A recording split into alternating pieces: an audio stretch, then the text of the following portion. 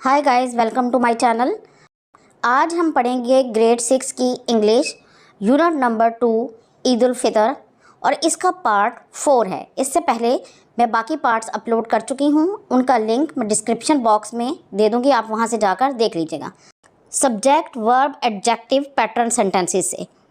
Subject verb adjective is a sentence structure where the subject comes first, यानी subject verb adjective एक ऐसा जुमले का स्ट्रक्चर है जिसमें सब्जेक्ट पहले आता है, देन वर्ब सेकंड नंबर पे आता है एंड द एडजेक्टिव थर्ड, और एडजेक्टिव थर्ड नंबर पे आता है। This type of sentence begins with a core sentence.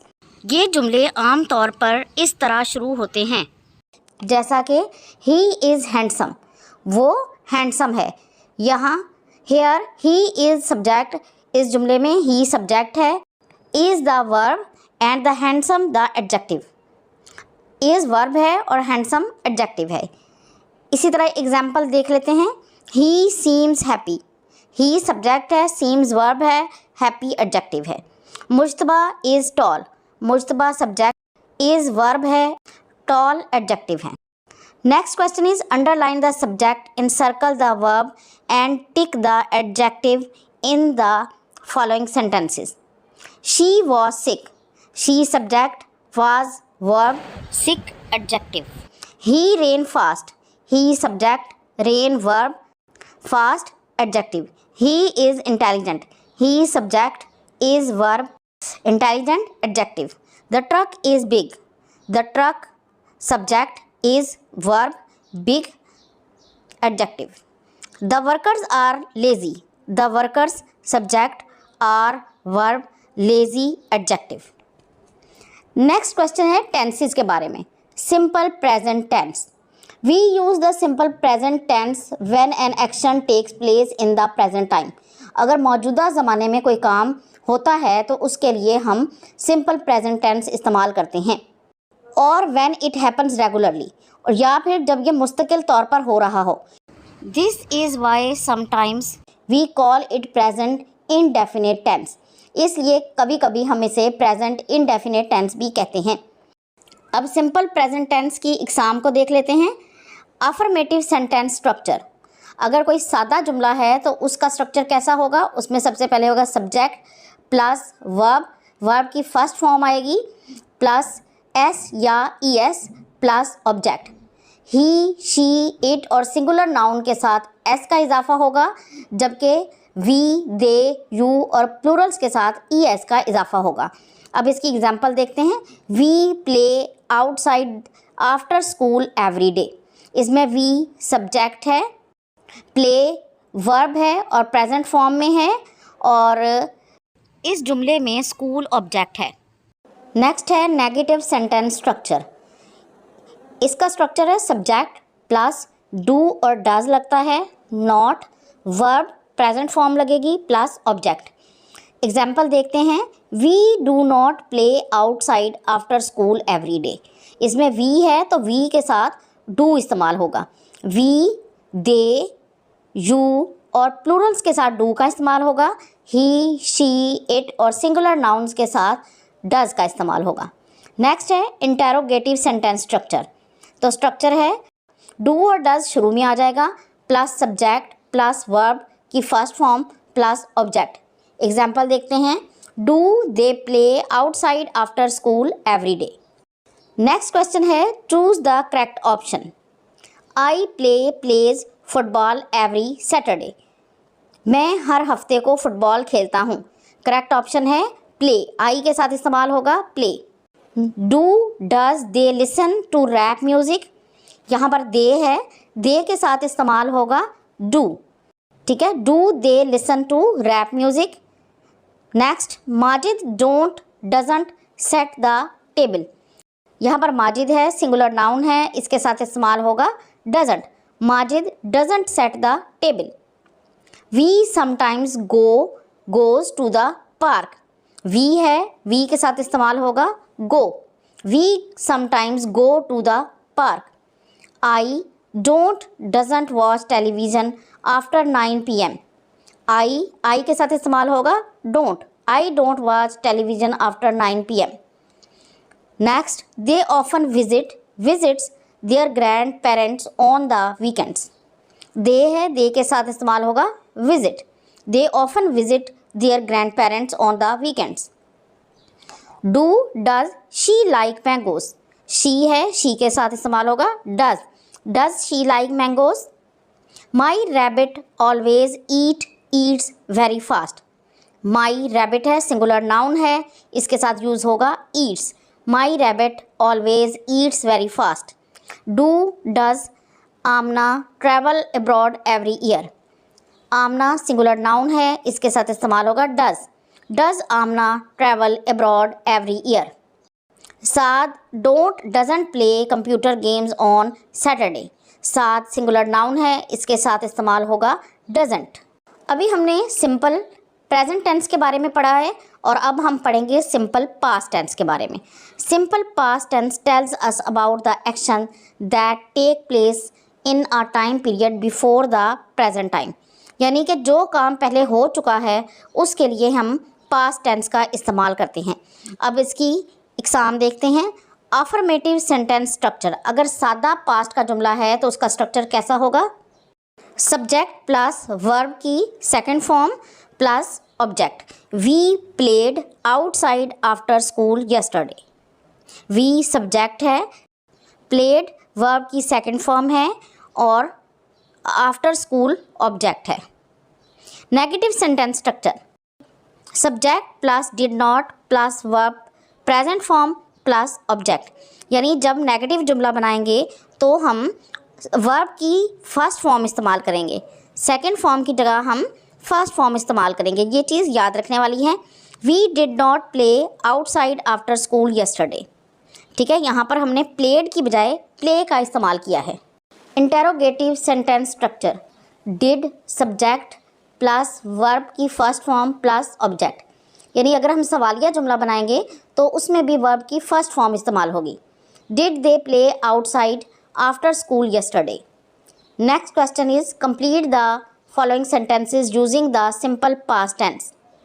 The show dash at 10:30.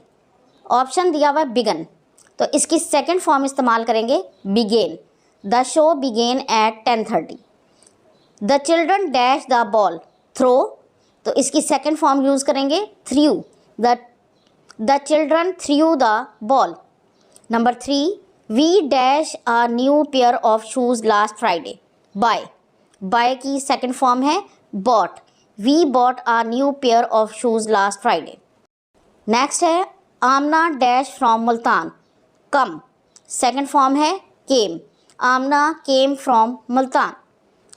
Last one, they dash 2 liters of water yesterday. Drink, second form है drank. They drank 2 liters of water yesterday. अब हम पढ़ेंगे simple future tense. The simple future is a verb tense that is use to talk about things that haven't happened as yet. Simple future tense में उन चीज़ों के बारे में पढ़ा जाता है जो अभी तक हुई नहीं है, यानी मुस्तकबिल में जो होगा उसके बारे में हम बोलते हैं. इसकी एग्जाम देखते हैं. Affirmative sentence structure. सादा जुमला बनाएंगे तो वो कैसे बनेगा? Subject plus will shall plus verb की first form plus object. We will play outside after school. We subject है, विल हेल्पिंग वर्ब है, प्ले वर्ब है, स्कूल ऑब्जेक्ट है. Negative sentence structure. Subject plus will not shall not plus verb plus object. We shall not play outside after school. Interrogative sentence structure. अगर सवालिया जुमला बनाएंगे तो will और शैल पहले आ जाएगा plus subject plus verb plus object. Shall they play outside after school. हर जुमले के साथ विल का इस्तेमाल होगा, सिर्फ आई और वी के साथ हम शैल का इस्तेमाल करेंगे. Fill in the blanks with will और शैल. ठीक है, शैल का इस्तेमाल सिर्फ आई और वी के साथ होगा. I dash wear sweater next week. दर आई के साथ इस्तेमाल होगा shall. I shall wear sweater next week. He dash buy a new shirt next month. He के साथ यूज़ होगा will. He will buy a new shirt next month. When dash you go to Canada again. when के साथ होगा will. When will you go to Canada again? We dash play football next Monday. We के साथ इस्तेमाल होगा shall. We shall play football next Monday. They dash visit their parents next week. They के साथ use होगा will. They will visit their parents next week. The next question is punctuation. Read and punctuate the following sentences. अब आप इन जुमलों को गौर से देख लें. Wow, your birthday gift is beautiful. Hooray, I scored full marks in my math test. Alas, I lost my purse. Yay, we made it. Well done, what a great job. Writing skills. Read the following narrative paragraph. It was the month of August and white and green buntings and flags were seen everywhere.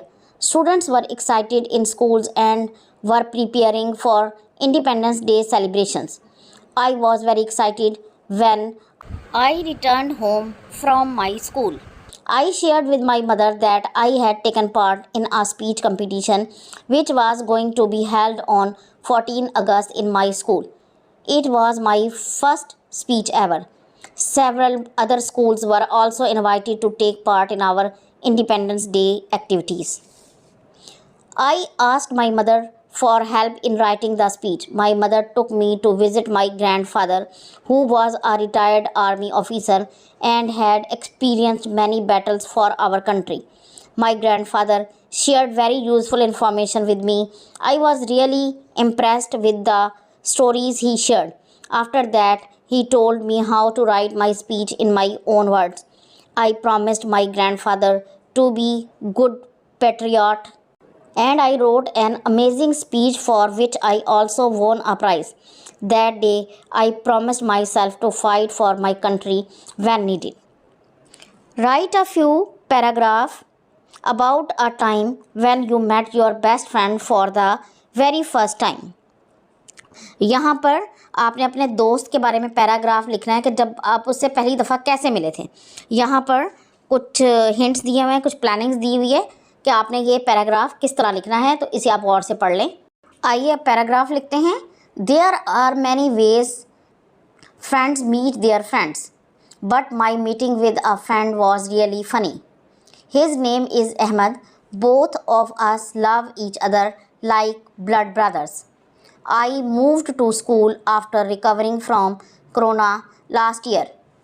I was sad because I didn't know anybody in my new class.